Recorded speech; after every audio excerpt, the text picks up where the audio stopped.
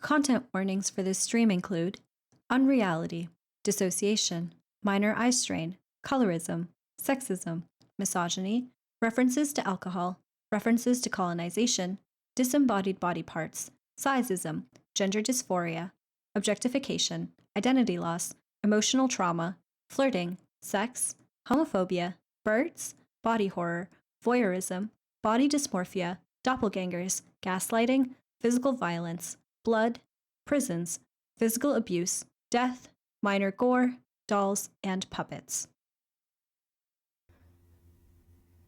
Your wedding was a blur. Indeed, you remembered the commotion, the gifts, the praise, the crying women and proud men, the children who were just happy to be there. Yes, the joy. But what can you recall of it, dear bride? When you close your eyes, you see the silhouette of an event you were sitting in on instead. You remembered the excited voices of your mother and aunties as the little cone decorating your hands piped along your skin. Don't you, sister?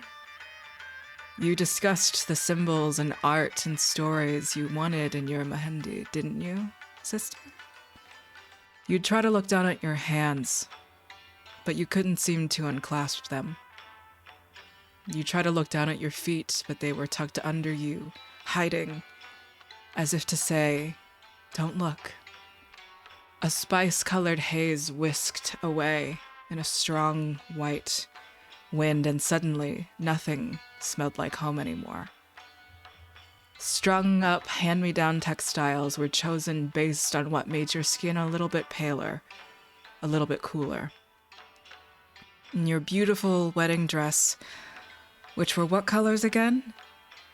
And your family's jewelry that held every sad woman's tale of wanting to birth a newer, better opportunity. You were spun around into the arms of a great blue door. A door you saw a newer opportunity in. You just needed the key. You danced with your key, your husband, just as a bride was meant to do. Promises of warmth, but cold to the touch.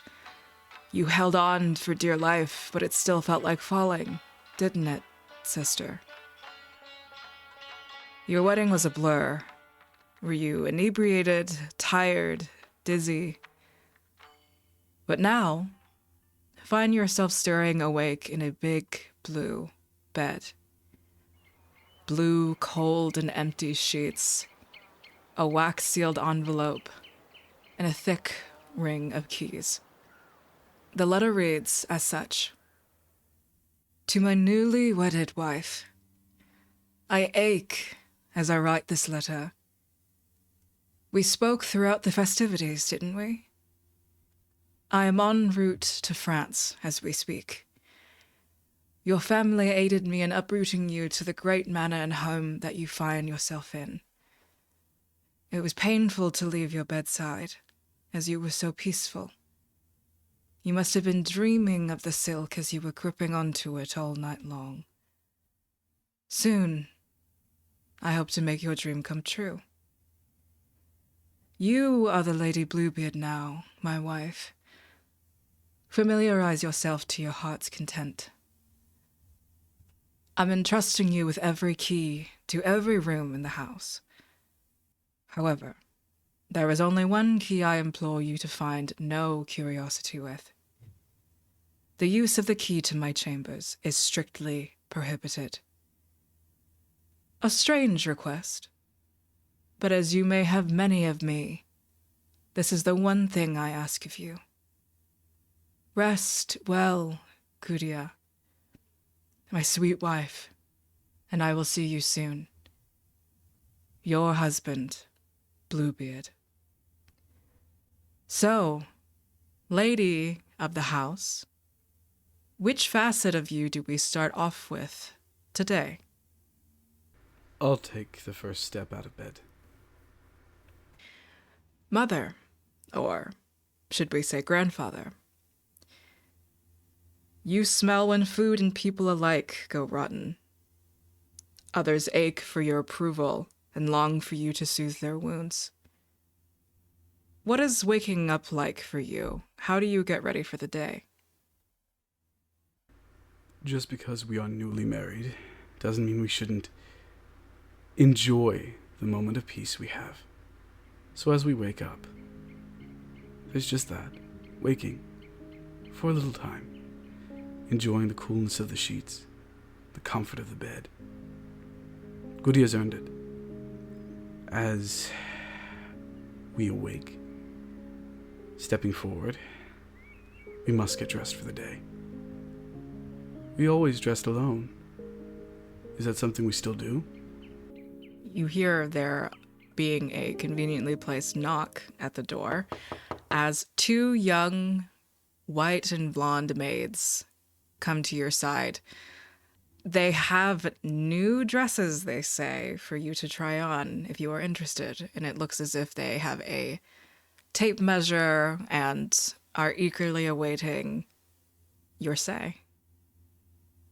I glance at the ring on my finger. We do, I mean. Yes, of course. Show me the dresses. They open a wardrobe for you filled with blue dresses. They look smaller than you are, constricting. The shoes have a strange high arch to them that it makes no sense for them to be that shaped. You see these clothes that are not made for you, were not shaped for you. But the two girls, they look at you with such excitement. I love them all. So beautifully, each and every one. Why don't you make the decision? Which one should I wear this first day? Do any of your sisters or your other facets speak as you look through these dresses and comply? None of these are sensible. These dresses drag on the floor, these shoes impossible to walk in.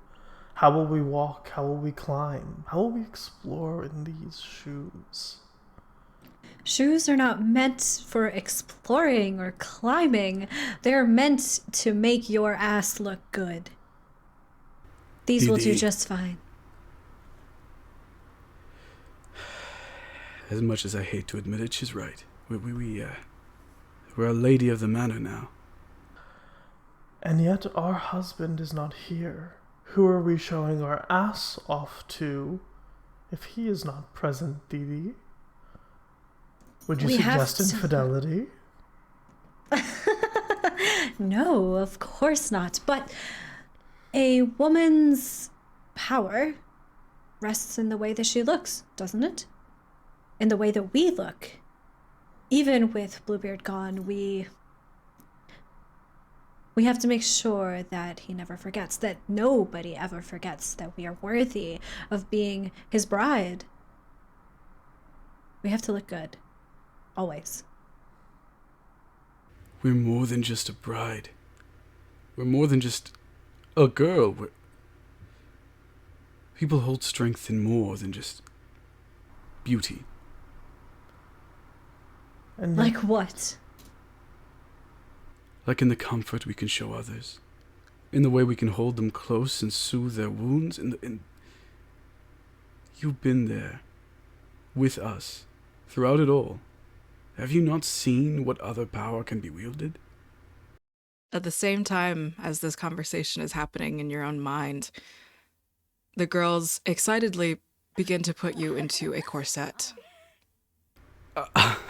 I've never worn one of these before. You'll have to just get used to it. Of course. Of course. Is this as tight as it goes? I can manage this. Oh, no. Oh. our first day and they're trying to kill us.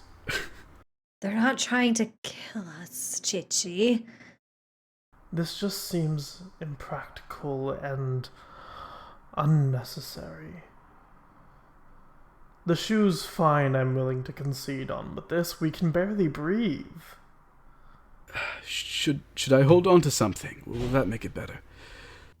If you want to, usually it just hurts in the beginning. Well, it's past the beginning and it's still hurting. I hold on to the armoire and I reach out with... Well, his hands to him would seem wrinkled and old. As they finish up putting you in the dress, you look at yourself, made up. They thankfully, have not touched your hair or any makeup or any of that sort. They scuttle off, leaving you alone with your reflection and the heavy ring of keys in your hand. Grandfather, what does it look like? What does it feel like, rather, you looking at yourself in this mirror? I don't feel like myself at all. I feel constrained, constricted. When GUDIYA was married, we could dance and run. Our hair was braided but free. Now, it's almost as if we are wearing a full body cast. Why didn't he warn us? Grandfather, are you a woman? GUDIYA's a woman. Right? Are you a woman? I'm nothing. An old memory used to provide comfort. A source of strength. I'm not a woman. I'm not a man. I'm just a figment. You look down now from your thoughts to the very tangible ring of keys in your hand, something to take your mind off of, perhaps your own thoughts. Which key do you touch first or grabs your attention? The ring is old and heavy. There's more keys than I could count in what seems like a lifetime. But there is one that calls to me. It's a bronze key, covered in blue enamel, maybe some green, with a shaft and loop engraved and decorated to look like a peacock feather. Well, your husband did say that you were able to explore, to search, to your heart's content, all but that one room, to his own personal quarters. Should we get started for the day? Let's go. As you traverse, stepping outside, maybe your feet and legs wobbling, as it does in fact feel like your feet are about to break right in half with these shoes, you trudge on. The inside of Bluebeard's manor, filled with all sorts of art pieces and decorations, the cold tile of the floor, another shade of some blue. It's cold. Certainly not a type of comfortable temperature. As you walk out, trudging along cold tile, what the maids didn't prepare you for, although they prepared you plenty for feeling constricted, feeling done up and tightened, was the cold. You follow the key, you follow whatever instructions you may have asked for to the room that this peacock key leads to. On a surprisingly golden plaque with a carved room title, it seems, is Salon. This is it, I think. I carefully, because I don't want to scratch it, put the key in the lock and I turn it. You turn it, and you are immediately introduced, welcomed by a faint mist of something, some sort of fog or haze. And all around you is a body of people, all dressed similarly in strange and interesting wigs, as someone seems to be performing a poem of sorts. Everyone has their exotically feathered fans and small opera glasses as they listen to a man speak in some strange language that doesn't really matter. but they all seem wrapped in his performance, whatever he's talking about. Such a strange thing to be doing in the morning. Is everyone wearing gloves? Should we be wearing gloves? We are the lady of the house, so what we do, I think, sets the standard, right? So it's okay if we're not wearing gloves, I think. Right? How would we even wear gloves with these talons they had us put on? It's the problem with this outfit. It feels like it could stand up on its own. Where's the movement? Where's the mirrors? Where's the beating? It's just fluffy fabric everywhere. How are we supposed to dance?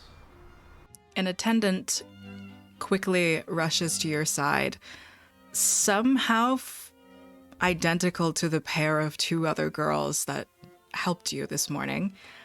Oh, good morning. Are you in need of anything? Are you not one of the ones that helped dress us this... my apologies. What's your name, dear? Oh, you needn't worry about that. What does she mean by that? We are above knowing their names, I guess. She doesn't want to give us that power. No. This is because we have power. And No, she's avoiding giving us power. Knowing the name of something is to know a nature of it, to call upon it, to know how to access it. They don't trust us as the lady of the house, clearly. well, that won't do. Groundskeeper, Yes. I would like to use a maiden move if I could. Beautiful, of course. I would like to take stock of this tense situation. Of course. There's 4 questions here. I think I can ask one. Yes. What does this place demand of GUDIYA? We can change this up a little bit. Would you like to take stock of the maid currently talking to you or the entire room? She did tell us not to worry about her. I think I will take stock of the entire room. Okay. This is a room for performance. A salon in what seems to be the concept of a group of people watching some art happening.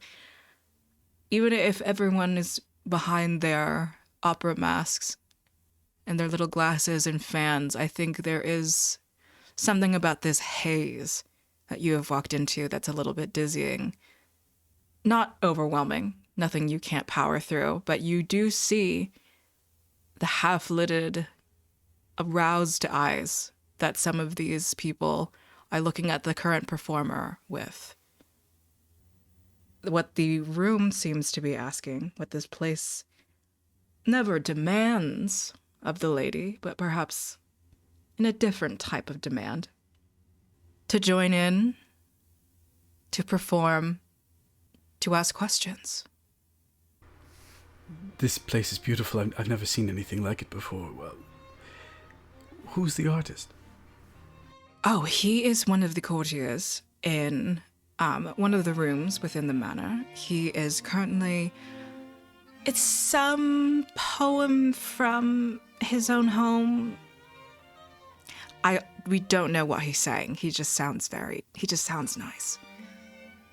Do you know what language he speaks? I think it's French. Of course. French. I seem to remember Bluebeard saying that he enjoyed the French. Perhaps I should take a seat. Ask to dance. You wanted to dance, right? Not in this. How are we supposed to dance in this? We can barely even lift our legs. The man is practically giving a vise. How do you dance to a wise? Well, maybe after he's done.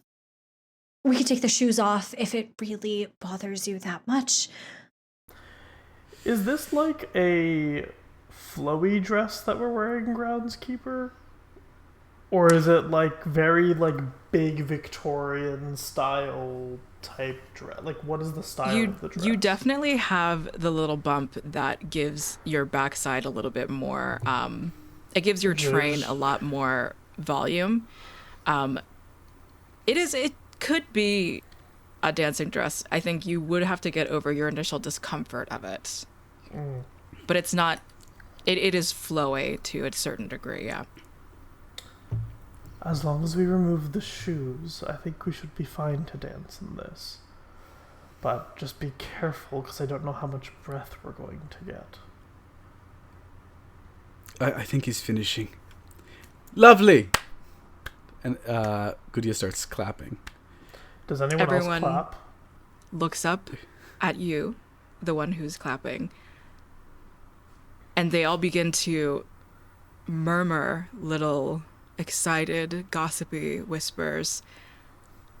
One of the courtiers comes up to you, a woman with beautifully coiled and curled hair. There seems to be like a little fake bird attached to her, either the wig or just some of the locks, just right here as a little decoration. She comes to you. She's wearing something that obstructs her eyes from you, but her lips are painted a coral sort of red.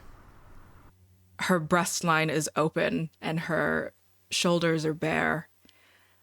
You must be the new lady of the house. Yes. It's a pleasure to meet. I say, like, reaching one hand delicately out and the other hand fluttering to my chest just to check if it's covered. It is.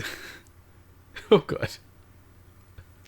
The woman takes your hand and takes you, the grandfather's hand, wrinkled and one of hard work, up to her lips, and she presses a kiss to your knuckles. It is so lovely to meet you. We would be thrilled if you could share something with us.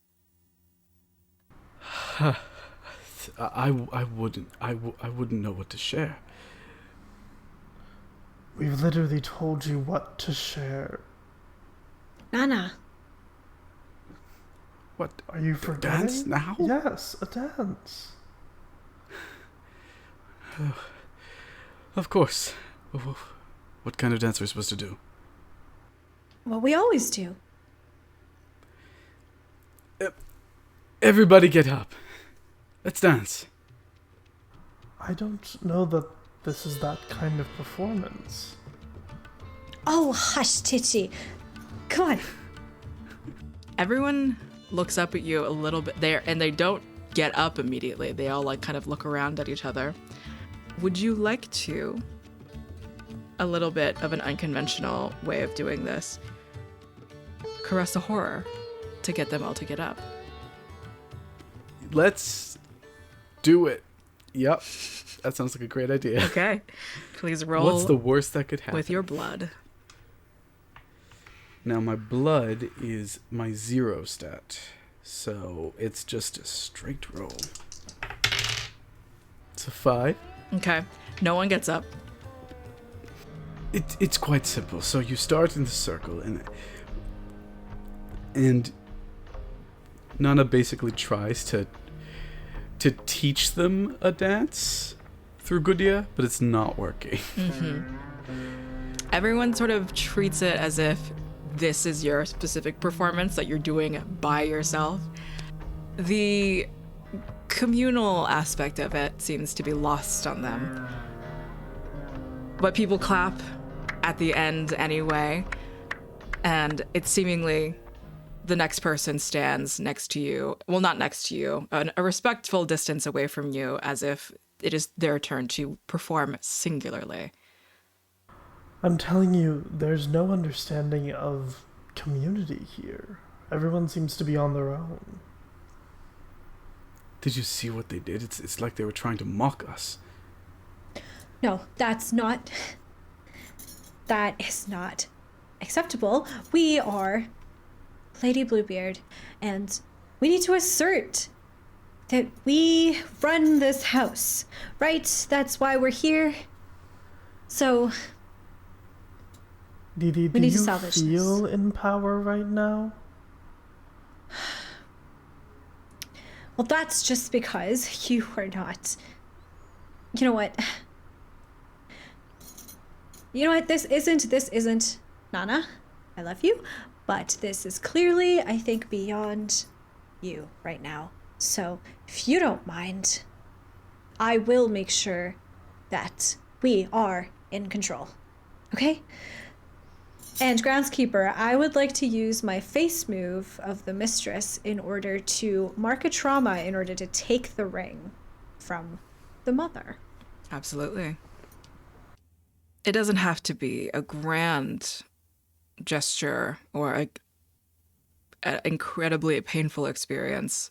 Is there a certain way that you marking trauma in this situation, what does that look like? What does it feel like? In order to take control from the mother, from the grandfather forcibly in this way, I think it requires a repression of the parts of GUDIYA that the mother even represents. That loving, that kind, that caring part is squashed down somewhere deep within. That feeling, because that part of us is the part of us that makes us feel powerless, that makes us sit down and let people walk all over us, that makes us feel like we don't belong here when we can belong here. I know we can. We just have to show people. And so I think it's this desperation, this need to prove ourselves that kind of overtakes GUDIYA in this moment.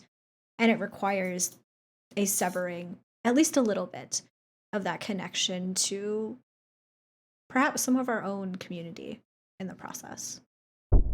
A step into individuality and a step away from that communal aspect that we were trying so hard to impart onto the crowd. You have the ring now, Fatale. How do you ask the room to engage, or how do you perform?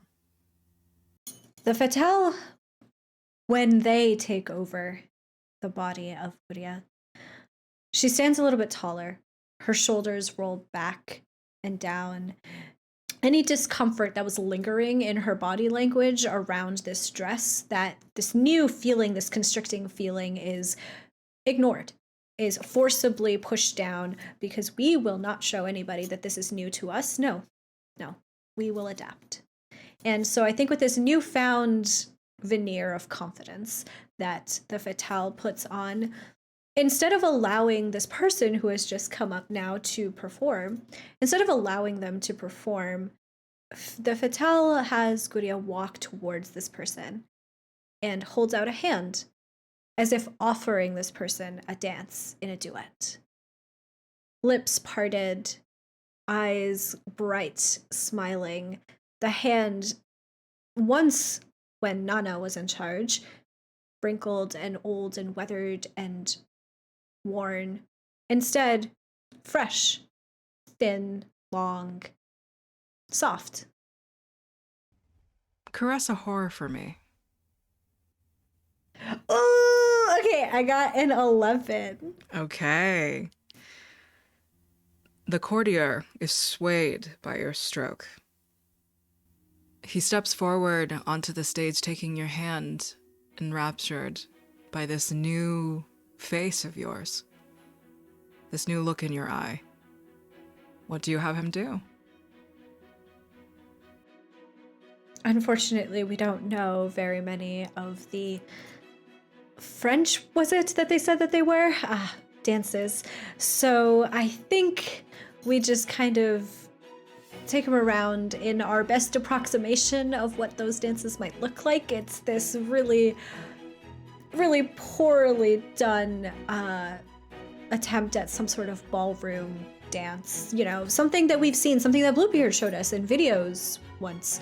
We watched people do these dances before, and so I think the Fatale attempts to mimic those very rigid but flowing movements of ballroom dancing. And even though they are not able to perfectly mimic what that dance is supposed to look like, and it's pretty obvious that they don't know how to do this, I think there is still that fake confidence, that desire to prove themselves that kind of comes through out into the dance, that makes it look almost alluring and enticing anyway, even in its lack of form. People are beginning to understand the little things that you are adding They're acknowledging, they're noticing certain things, and they are all having fun. They're enjoying this picking up of the pace, this new movement. The haze grows thicker somehow. People are laughing and smiling at each other and enjoying certain things. And you see, sort of in the background, that same woman who kissed the grandfather's hand, and she begins to unlace her corset. And she goes over to another person, and they start to kiss. And almost in a row of bodies and people, clothing begins to remove. Haze fogging whatever windows there were, condescension beginning to grow. And this room, there's suddenly this aspect where the dizzying nature of it continues. And there's something fatale, not something part of you, that whispers, perhaps as this fog travels, for you to stay and to continue to perform, to continue to let them enjoy you. Sisters, we stay, right? I don't believe that this is a place for us. They're doing what is natural, but something feels off. Didi, this place, it's a lie. This haze of thick forgetfulness that makes us forget our duties, our community, our traditions, in favor of this. This is not of us. I don't know what it is of, but it's not of us. What's wrong with it, Nana? What's wrong with letting ourselves feel, letting ourselves be in this way? Isn't that why we're here? But is this a feeling we want? This doesn't feel like those afternoons we spent with her. This feels more aggressive, more untamed, unagreed upon. Fatale, what was a gentle afternoon like, or rather even morning, spent with the lover you left behind? A gentle afternoon with our lover, with Aina, was full of laughter. Always laughter. We would go to the hills near our houses, and we would roll down them all day like we were kids, running to the top, rolling back down, tangled up in each other as we did, bumping into each other. It was joyous. It was pleasurable. It was pure. It was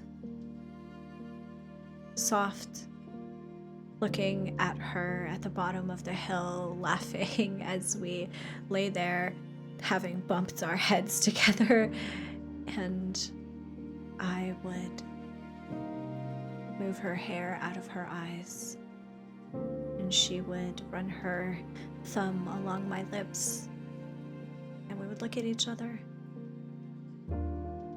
with this grief, but this happiness at the same time, knowing that we have something here, but something that we can never actualize. Gentle afternoons with our lover were a dream, in every sense of the word. Beautiful, ethereal, but not real. This is real. Chichi. Fatale,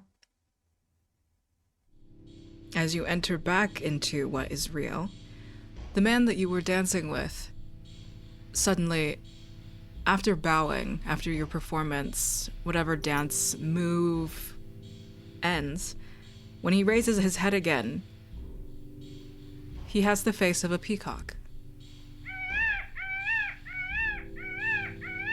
He slips away from your hand, the back of his hand stretching with long peacock feather, and disappears, walking backward into the haze of bodies. And people's fans begin to mesh in with their own hands. And the men wearing those tall wigs beginning to turn into peacocks. The women and their long trains turning into feathers, birds, all beginning to mate in front of you. And yet again, there is still this urge, this thing, this small voice beginning to quicken. Stay with us. Birds are free. Peacocks cannot fly. Didi, They are grounded. if this is truly what you think we want, what we need, then let's give in. But honestly say it. Is this what we need? Is this what we desire? Or is this something we feel compelled to do because of our role in life? Didi, What's the difference? we've never seen eye to eye, but this would break our promise, technically. What would he do if he found out?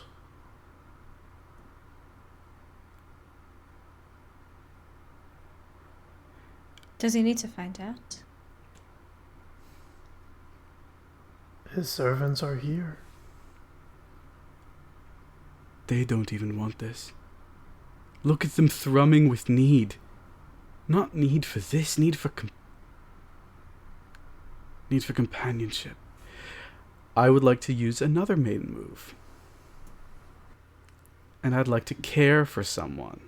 Yeah. I reach out to this peacock whore's face walking through the room and cradle it. And I bring him, them, to my lap. Is this what you truly desire? The peacock, who was the man that you were just dancing with, the one that created all of this excitement, looks up at you. If somehow a peacock could animate its face into something of thought, furrowed brow, this is what everyone else wants. I brush my thumb underneath its eye, almost as if I'm trying to rub away the feathers that have attached itself to his face. It's not about what everyone else wants. It's about what you want. You're allowed to want. You're allowed to need. What do you need?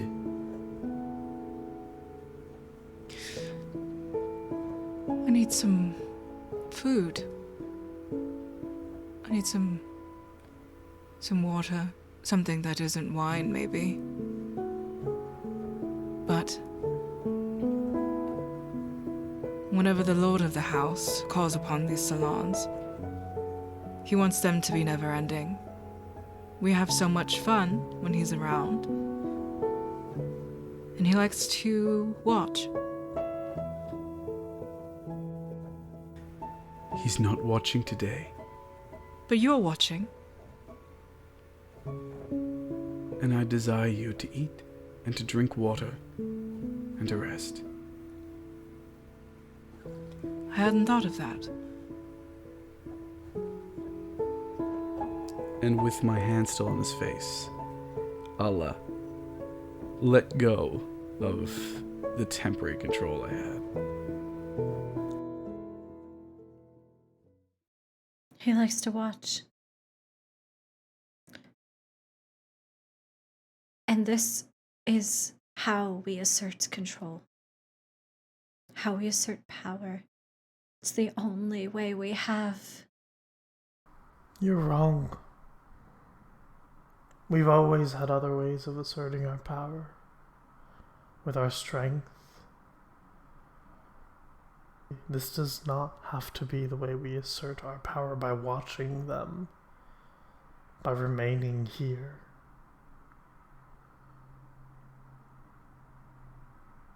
Come, let's leave this place. There are so many other rooms for us to look at. I no longer feel comfortable in this room. Lady, I don't have thumbs. Could you take me to the kitchen? Of course. Of course. Everyone. And the Fatale turns to address the entire room, like grand gesture with their arm. Everyone, I say as the Lady Bluebeard that the festivities can continue if you would like them to, but I will also be escorting people to the kitchen if you would like food and refreshments to take care of yourself so that you can continue to enjoy the festivities for longer. So if anybody would like to come, this is your offer to do so.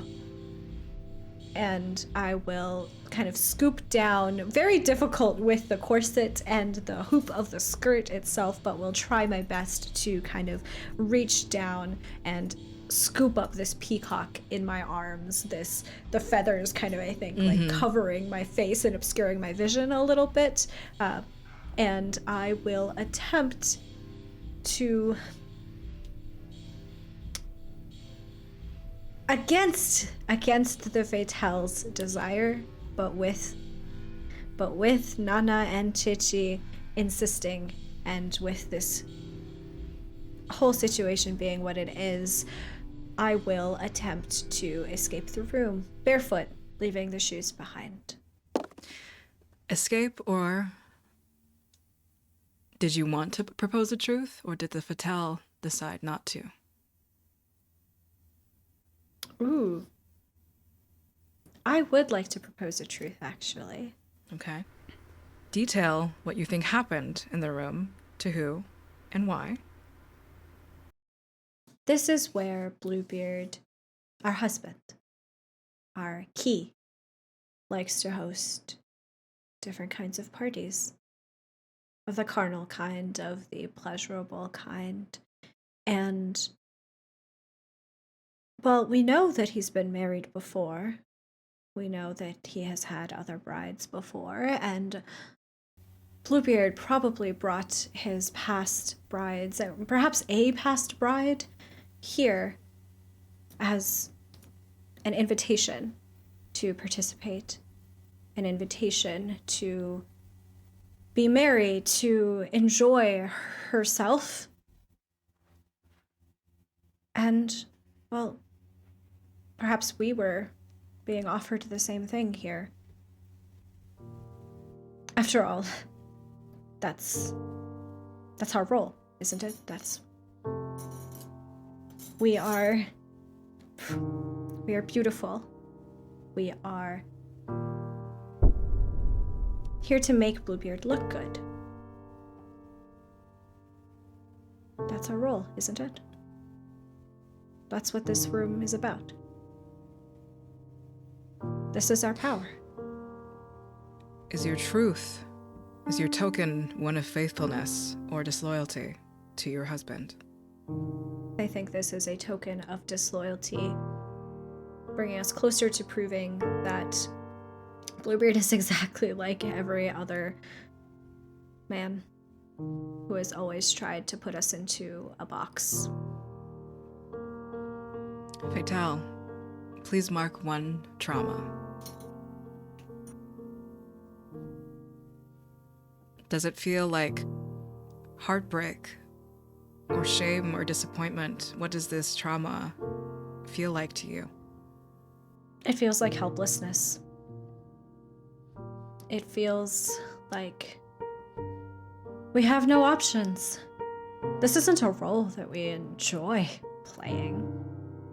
It's just the one that we have. It's the only option. It's the only effective option, as much as the other sisters might disagree. Any other way of taking control it doesn't work. People won't let it work as much as we want it to, as much as we want to be free and powerful and strong. That's in a different way, it's just not possible. I'm the martyr. I'll take my love to the ends of the world. And when I offer forgiveness for a sister's sin, I mark trauma 1 for 2 to heal that sister. You have 2 trauma, don't you, Fatal? No. Almost as if I could clasp her hands, Didi's hands. I would, in fact I did. Short time before we ever met, Bluebeard. Rebelliousness is not a weakness. Rebelling against the role the world puts on you is not weak. You fight to survive. You need power to survive. This I understand. But do not shame yourself for resisting the temptation to give into it, for knowing better. That is what makes you strong.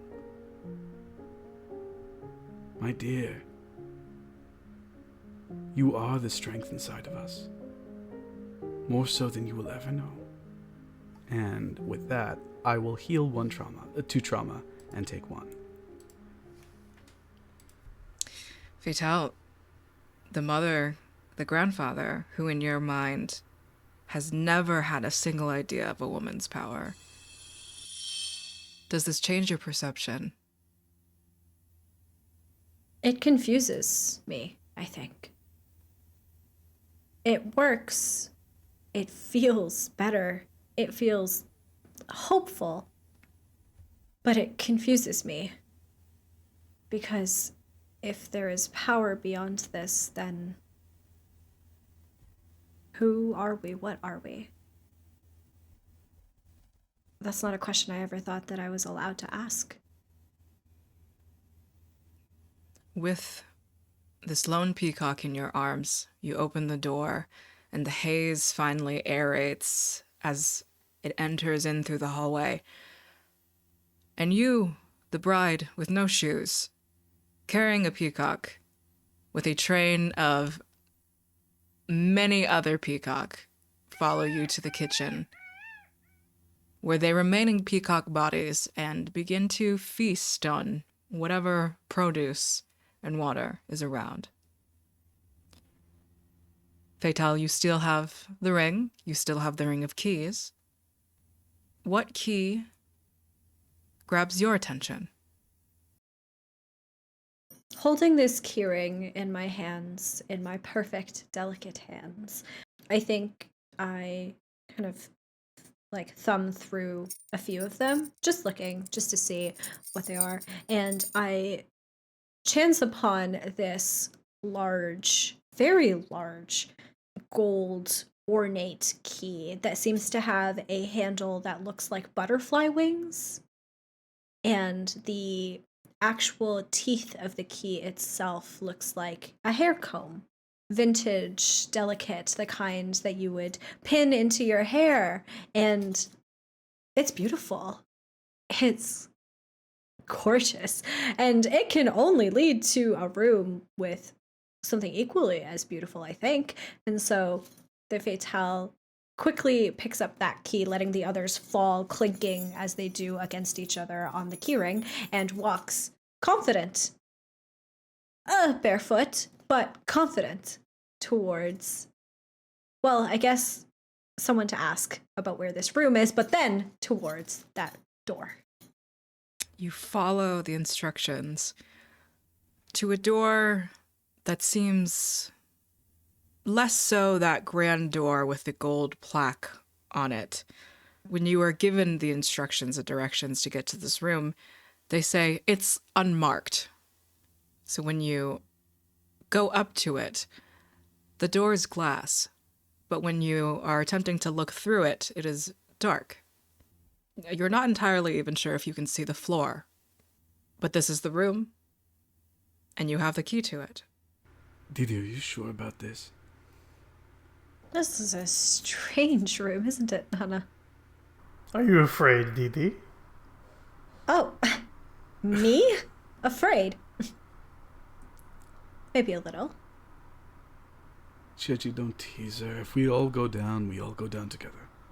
Well, if we're going to go down, we might as well do it with some style, some flair. That is not what I meant, and you know it. Do you think that you could handle this better, Chichi? Absolutely. Then fine, be my guest.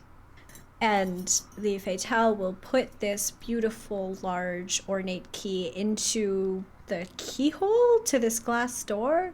Strange thing. We'll turn it and push the door open, and as the Fatale walks in, The witch steps through. With her wild hair, her rough hands, and a grin upon her face, she steps into the room. Which, you enter into a room that you realize now is a room of mirrors. Each mirror, each glass, rimmed ornately with some sort of golden frame, almost all similarly or a little bit different in pattern to the key that you hold in your hand. But as you walk through, most of them seem to be accurate. But as you find yourself almost at a fork within the room, you realize this is some sort of maze. Would you like to go left or right? She doesn't move at all to start. I think the first thing that she does, or the witch does, is that they find themselves in front of the most accurate looking mirror. And looking upon the countenance of GUDIYA, they go ahead and begin taking out parts of the braid that has kept their hair so tightly bound. Not completely apart, but just a little bit to let themselves breathe a little bit. But once they've done that, they look down both sides, right and left, just to see. And then they confidently walk down the right path. As you go down the right, the mirrors become less accurate. You see sort of in the periphery some parts of your hair that aren't quite right from what you remember, some parts of your feet even. You swore you saw some color on your nails. Do you stop by a mirror to see? I don't think they would yet. Like, I think Okay. that they aren't concerned by this. This seems to be sort of tricks of light, or sort of the refractions that you might see in, like, a creek and how things change. I don't think the witch is bothered by this. Okay. What is the purpose of this place? Well, he's told us in those stories about the carnivals and the sort of places they have. Maybe he brought one of those mazes to his own home. so this is a game, then? Yes. I'd assume. Chechi, you are wise beyond your years. Beyond our years. But, this doesn't look like a game. Games are for fun. Children play games. This seems like a... As I come and stop in the middle of that sentence, and I would like to... I'd like to investigate one of these mirrors as I pass it. Mm-hmm. I have 2 questions. Yeah. What about this item is odd or uncanny? Mother, through your eyes, looking at one of these mirrors, and through your eyes, your nose is smaller in this mirror. What does Bluebeard keep beside him?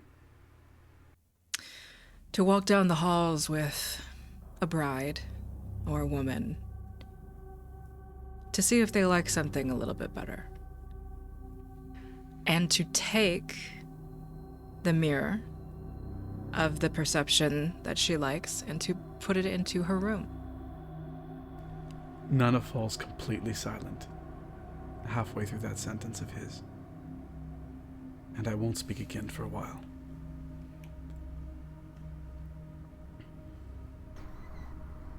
If you're so curious about what goes on here, we can always find out, but I think it's much more fun to explore, at least for a little bit. Nana?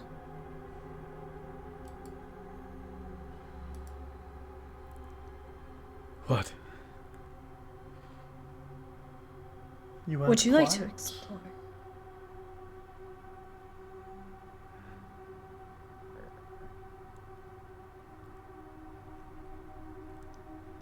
I leave ourselves in your capable hands.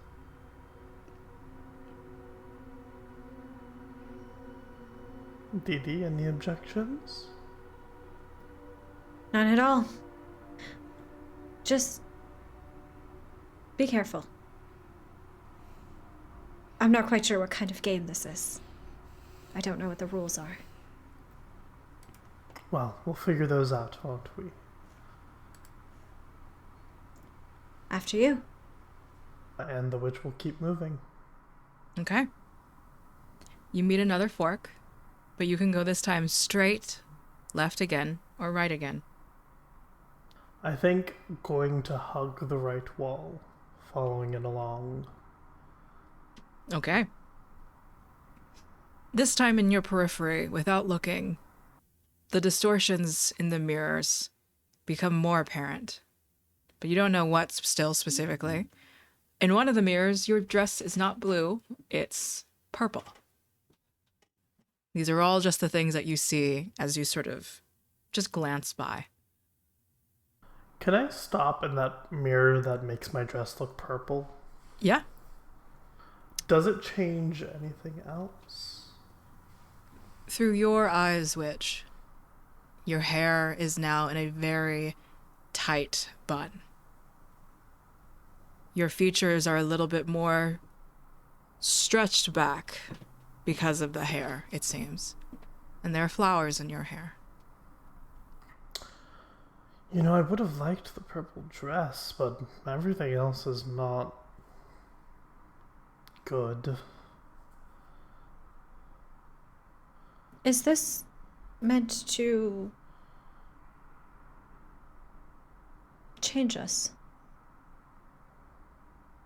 In what way? And the way that you're seeing? And the way that we are seeing? I don't believe so, but... And I think that the witch reaches up to her hair that she has unbraided partially and whispers to it very quietly, and a portion of it, just a small like lock of hair, comes out, and she takes it and twists it around her finger, just sort of thinking about the memories and the echoes here. And I would like to use my move, the medium. Spill your blood to commune with the horrors of the room. Mark 1 trauma, and the groundskeeper will share whisperings about what happened here and might ask you a question or two. Answer them. The you in the mirror in front of you smiles and speaks in a voice that is not your own. How may I help you? What is the intention of this place? Have you not also wanted to see what you could be like if you were a little bit daintier, a little bit more put together? A different dress, a different hairstyle before you commit to something. I do think the feature of trying out different clothing is nice, but I like my hair. I like my features. I like my nose. Every piece of me is beautiful in its own way. Well, certainly. Every piece of you is beautiful. But if you were to find something in yourself, to look at all the rest of the people in the court, they have their own trends, they have their own styles, and, well, we are the first in line to receive whatever we'd like. You just need to look into a mirror, rather than going out and buying something. So these changes are made manifest, or are they changes you would then implement later on? They manifest in whatever way. Sometimes you wake up and they've changed. Sometimes it takes, perhaps, an elixir, but they can always be done. Then I will manifest a different dress, but the rest of me I love. And I will not change it for the trends, despite how much Didi may want me to. May I ask you a few questions? You have been already. Why is it so easy to give things like your hair away? Well, because there will always be more. It is something I make and something I create. And it has always come back to me. The reflection seems to ponder on that. Isn't it exciting for some changes to be made with less of the commitment? To put on an entirely different hairpiece? To smell different? Why smell like just one thing? Perhaps, but the changes I've seen so far, pulling back my hair into a bun, changing my nose, those seem a little more intensive. Does he not think that we're beautiful? This is an internal response. I think the witch looks and says no. I don't think he thinks we're beautiful, or perhaps he expects us to hate ourselves so much that we would roll over and change things to fit the expectations of him and his court. But he always told us that we were beautiful. Why? Didi, Why? my darling, some people in this world, some men, see only beauty in the potential of what you could be, and not who you are.